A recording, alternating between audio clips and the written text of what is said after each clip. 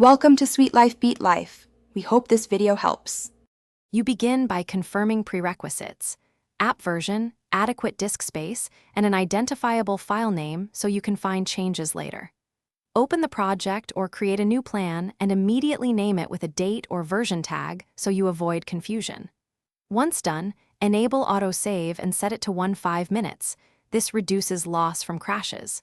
Make sure layers, measurements, and units are set correctly before major edits. This saves time and prevents messy conversions later. You now focus on structured saving. Use save as to create explicit version files like Project V1, Project V2, so you can revert changes quickly.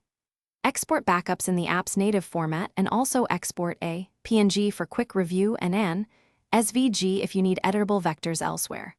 Once you hit a milestone, walls placed, furniture added, annotations complete, sync the folder to cloud or copy to an external drive. Doing this preserves both editable data and visual references for collaboration.